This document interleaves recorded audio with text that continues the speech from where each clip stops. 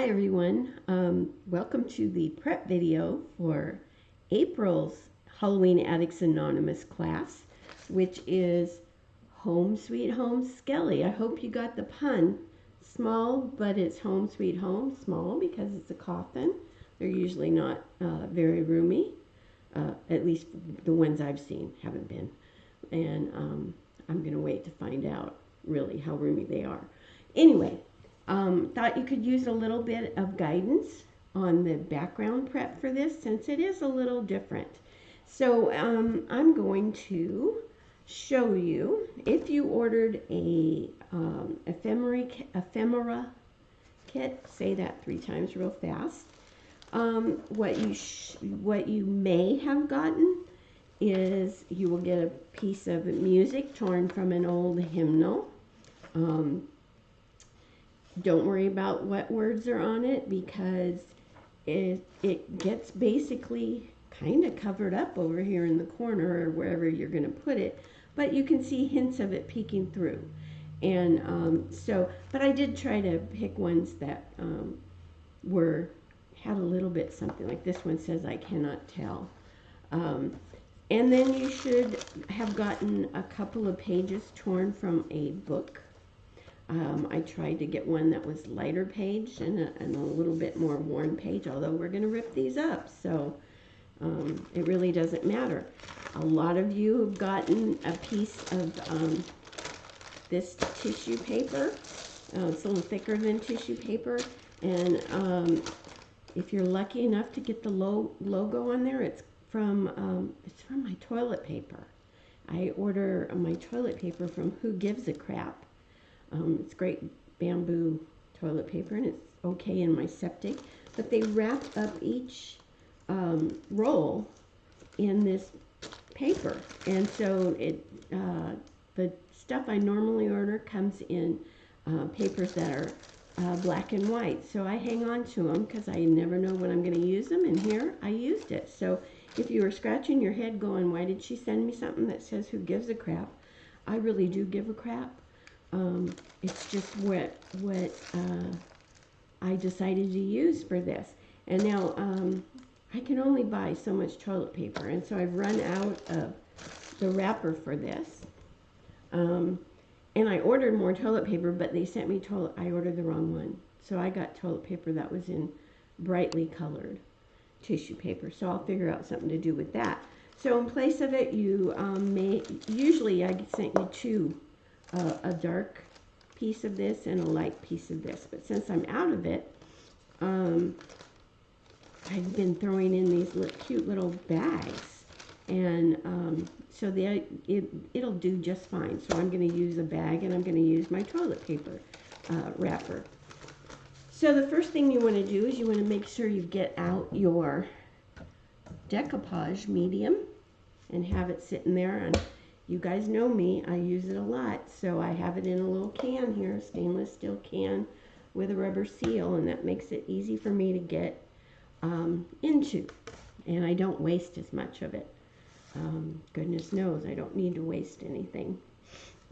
But anyway, what I want to do is I want to kind of tear my papers into long strips. And even if you want to, I might stick that Who Gives a Crap on my thing. Who knows? Nobody will be able to read it, but I'll know it's there. And just going to rip it up a little bit. So I have some pieces. And then I'm going to do the same thing with my music. I want more music than I want of the title or the page number, so I'm just going to tear it across here. You want to make sure that when you apply this, that you tear even the straight edges, just to give it a more interesting look. You know, the hard straight edges aren't as pleasing to the eye, and it doesn't really matter. I mean, goodness, we're going to cover this up with all kinds of stuff. So I'm just going to rip my music into a couple of pieces. Probably should use that piece too. And I'm going to rip my book pages into some pieces, just so I have some things to stick on my background here. They don't have to be huge. This isn't a huge piece of surface. And here's my lighter one. Now, I didn't go through and read everything that was on a page I sent you, so I apologize if there's anything risque on there. I know there were a couple pages that had some curse words on them, and I didn't want to send you that. And then I'm just going to rip up my little bag. And you see, I'm doing these in more long strips. I don't want those to be the same, so I'm going to tear that a little bit more. All right, this should be enough. And all I'm going to do is get out my decoupage, and get out my old brush. Somewhere I have an old brush. There it is. I like to use this brush for my decoupage. So I am just going to stick this stuff on here with decoupage medium, and it really doesn't matter what order you do it in. I think I will put, where did that go? I think I'm going to put this over here, and I stick it down and give it a little thin coat of decoupage medium to keep it there. And so I'm just going to, wherever I decide I want to put this stuff. So I think I will put some music here, even though it's going to get all covered up.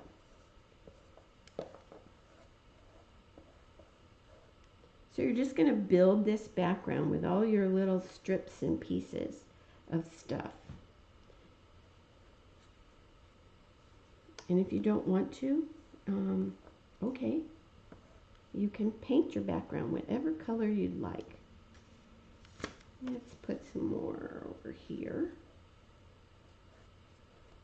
So it's really kind of easy, and it's okay if I have that little spot, I'll stick something in there. And don't make them all line up straight and everything like that. Well, I haven't used this yet, so let's get this on there. Gotta have my toilet paper tissue on there. I think maybe take it all the way down this side here. And if it overlaps, that's okay. Wrinkles are okay. Just, it doesn't matter. It doesn't have to be perfect. This is a Halloween piece that definitely doesn't need to be perfect. None of them mine do, actually. If you look at them real close, none of them are perfect. But you just have to learn how to live with the imperfections and make them work for you. Okay, let's do, let's put this on over here. So every background is going to be a little different, and that's cool, especially since we cover it up with a little bit of a paint treatment. So now I will know forever and always that my little sign says, "Who gives a crap?" Okay, I think I need another piece of music over here. I'm going to try to tear it a little smaller, except I went too small. But it'll be okay. I'll make it work. All right, cool. Maybe this piece again can go up there. That's really not a straight edge, but it's too straight to suit me, so I'm going to change it. Of course. All right. And really, it doesn't even matter if there are little pokes of the background shown through. Let's see. What else do I want?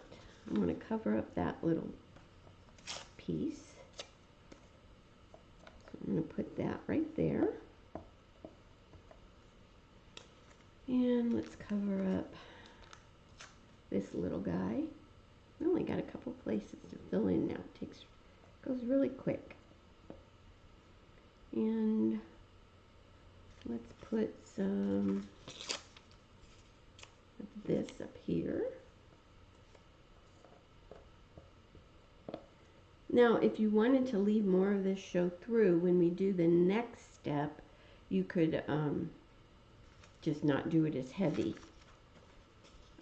That would be just fine. So last little bit here I'm going to cover.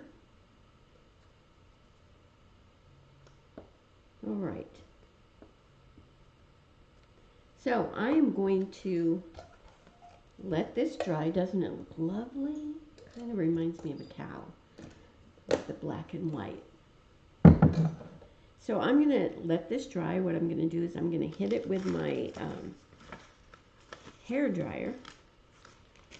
And then for my craft heated gun, one I tell you you all need to get, and dry this and then sand the excess off the edges with my emery board. So I will be back. Okay, I'm back. You can see I got that all dried and the edges sanded clean. So now you're going to need to get out a puddle of graphite and a puddle of desert turquoise, and you're going to go need, I can talk. You're going to need to get yourself a kitchen sponge. It can be a new one. I'm just keeping this one on my painting desk. But one that has that scrubby stuff on one side. And what we're going to do, and let me see if I can get you on my palette. I'm just going to take my kitchen sponge, and on this short edge here, I'm just going to pick up some of that graphite. So you see I kind of loaded that edge a little bit. And now we'll go back to this piece, and I'm probably going to turn this around and start at the bottom. But I am just going to pull this sponge, the edge that has the graphite loaded on it, across my piece. Now, the sponge is dry. You don't have to get it wet. Don't do that, because then you'll just be wiping and you won't get the streaks on there. Okay, so I thought this was kind of cool. So see, I'm kind of disguising that background, but you can still see it. Okay, all right. So I want this to dry. So I'm going to get out my handy dandy heat it tool and dry this a little bit.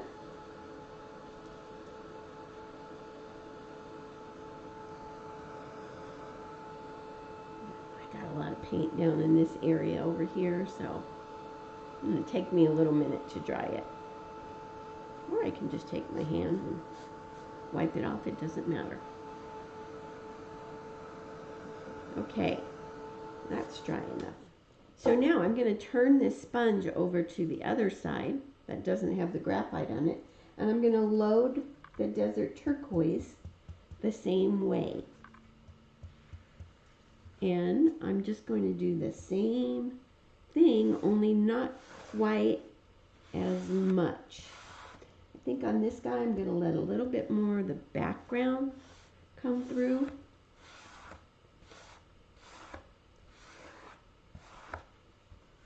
Isn't that kind of cool? I thought it was kind of cool. So then you can go wash out your kitchen sponge and keep it for the next time you do something like this, which if you paint with me, it may be real soon. Anyway, so that's how we do the background treatment. So the next thing you want to do is you're going to let this dry. You're going to put the pattern on for your skull and crossbones and the lettering. And no, I did not do a stencil for this lettering, because the less perfect you do this lettering, the better, okay? And you can go ahead and put it on for the just the skull and crossbones and the lettering. And then what you're going to do is you're going to paint in the skull and the crossbones with warm white. And that should do it, right? I think that's all I told you to do.